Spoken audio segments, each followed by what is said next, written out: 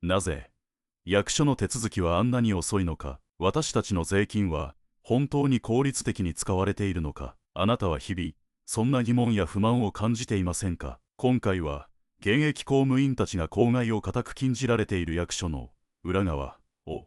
匿名で徹底暴露します。残業地獄の実態、予算確保のための嘘の技術、市民と組織からの板挟みで病んでいく職員たち。あなたが知らない公務員のリアルな本音を知ることで、明日からの役所への見方が180度変わるはずです。ぜひ最後までご覧ください。最初の口コミは、残業地獄の実態と人員配置の崩壊についてです。私が福祉課に配属されて驚いたのは残業の多さです。世間では公務員は定時で帰れるなんてイメージがあるかもしれませんが、実際は全く違います。特に年末になると県庁や国からの書類がまるで爆弾のように大量に押し寄せてくるんです。こっちは市民対応や他の業務で手一杯なのに処理する人がいません。私の同期は先月だけで残業が95時間を超えました。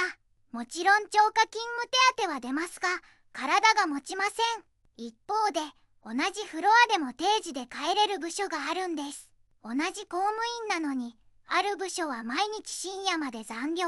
ある部署は夕方5時には退社。この人員配置のバランスが本当におかしいんですよ。民間企業の友人に話すと、それ、完全にブラック企業じゃんと驚かれますが、これが部署によっては現実なんです。人員を増やしたいと言っても予算がないの一点張りで体調を崩す職員が後を絶ちません。次の口コミは、予算確保は嘘の技術とお茶濁しについてです。公務員になって先輩から最初に教わったのは、嘘がうまくなれという耳を疑うような言葉でした。もちろん悪い意味ではなく、予算や補助金を確保するためのプレゼン技術のことです。新しい事業を始めたいとき、本当はあったら便利程度のアイデアでも、予算会議ではこれがないと市民の生活に重大な影響が出る、他の自治体から遅れを取るくらいの勢いでメリットを盛りに持って説明しなければ予算は通らないんです。公務員の心得3か条というのがあって、その一つがノーと言うな、だがイエスとも言うな、断言はせずお茶を濁せ。これは本当に的を射ています。例えば市民からの要望に対してやりますと言ってしまうと、実現できなかった時に大問題になる。だから前向きに検討させていただきますと濁す技術は役所で生き残るための必須スキルなんです。次の口コミは、上層部と市民からの理不尽な板挟みについてです。どんなお話が聞けるでしょうか。役所で働いていて一番辛いのは、県庁、市民、どちらからも文句を言われ、板挟みになることです。県庁からは、国の方針に従え、早く報告書を出せ、と、現実離れしたスケジュールでプレッシャーをかけられます。でも、現場の市民の実情を考えると、国の方針がそのまま当てはまらないことなんて山ほどあるんですよ。一方、窓口では市民から融通が利かない、冷たいと責められます。法律や条例で決まっていることは私たちには変えられないんですと説明しても、役所の怠慢だ、市長を出せと怒鳴り込まれる。上司に相談してもうまくやれの一言で結局担当者レベルで全てのストレスを受け止めなければならず、精神的に休まるいとまがないんです。次の口コミは、クレーム対応という名の精神的消耗戦についてです。どんなお話が聞けるでしょうか。窓口業務で一番しんどいのは理不尽なクレーム対応です。住民と直に接する仕事なので、毎日何かしらクレームがあります。市長を出せって怒鳴り込んでくる方もいますが、市長は現場のことなんてほとんど分かっていません。知識があるのは私たち担当職員です。だから私たちがこれは法律でできませんと言ったら市長に話が行っても結論は変わらないんです。しかし市民の方は偉い人に言えばなんとかなるという幻想を抱いているんですよね。先日も書類の不備を指摘したら役所は融通が利かないと怒鳴られ1時間以上拘束されました。私たちも人間なので毎日理不尽な怒りをぶつけられると精神的にかなり消耗します。窓口に立つたびに今日はどんなクレームが来るんだろうとドキドキします。心療内科に通っている同僚も少なくありません。次の口コミはパワハラとメンタル不調で潰される真面目な職員についてです。どんなお話が聞けるでしょうか。役所は風通しが悪いと言われますが、実際その通りだと思います。特にパワハラやメンタル不調の問題は深刻です。私の上司は現在進行形で人格否定的な発言や無理な業務量を部下に押し付けています。私自身係長になった時、急に責任が重くなり、上からのプレッシャーと部下のマネジメントの板挟みで1ヶ月でうつ病になりかけました。幸いすぐに配置換えがありましたが、周りを見てもメンタル不調で休職している職員は少なくありません。真面目で責任感が強い人ほど病んでしまう傾向があります。移動すれば環境が変わると自分に言い聞かせて耐えている職員は多いですが、移動まで何年も待てない人もいる。辞めるに辞められない公務員の隠れた闇がこのメンタルヘルス問題なんです。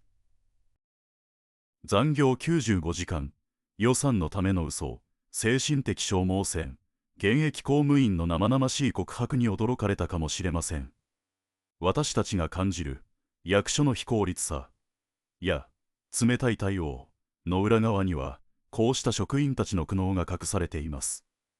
ここで視聴者の皆さんが最も関心のある公務員のコネ採用の真実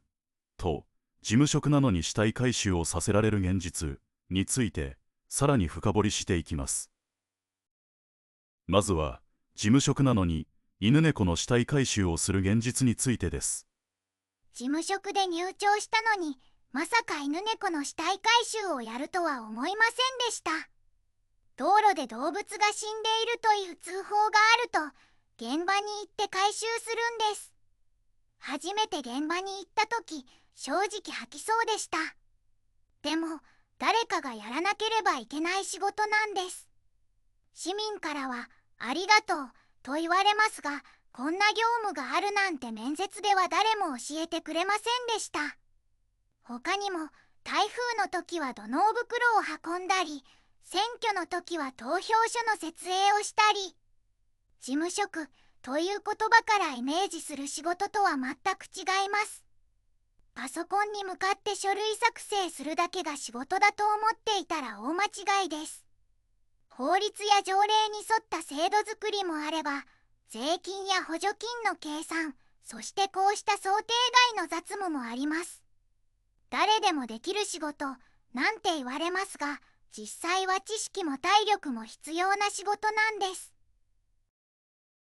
次の口コミは採用試験、性格検査に隠された裏技についてです。どんなお話が聞けるでしょうか。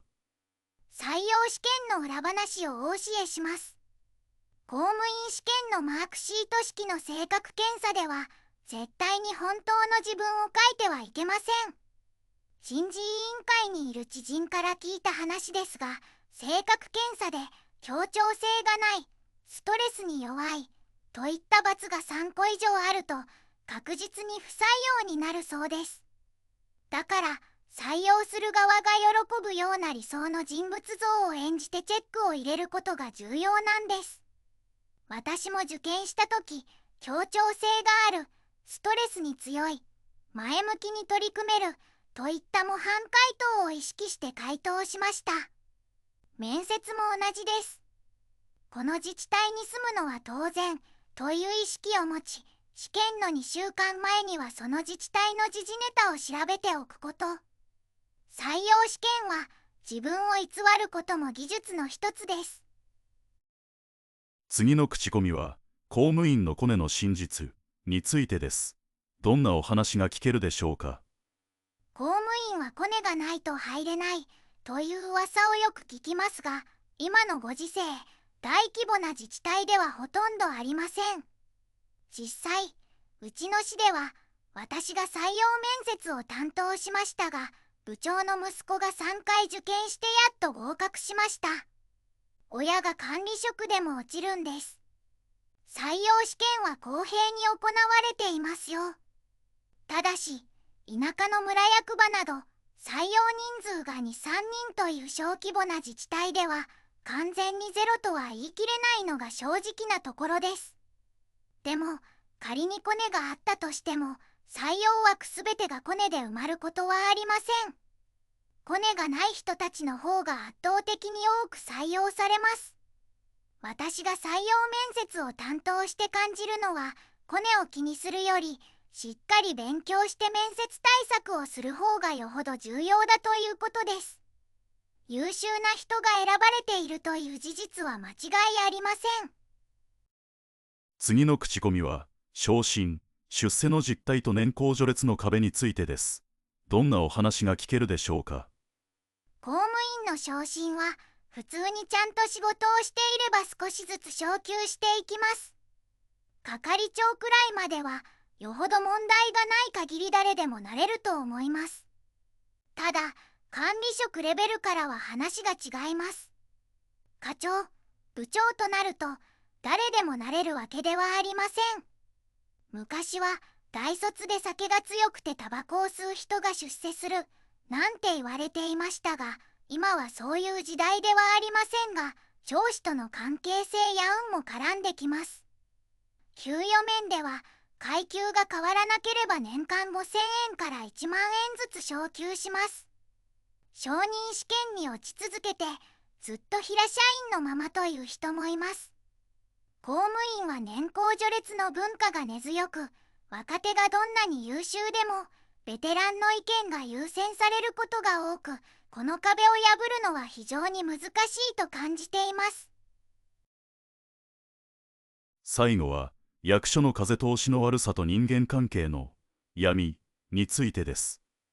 役所の風通しの悪さの原因は、事務処理を増やしたくないという体質と管理職の方針にあります。職場では誰と誰がつながっているかを常に気にしなければいけません。不用意な発言が上司の耳に入って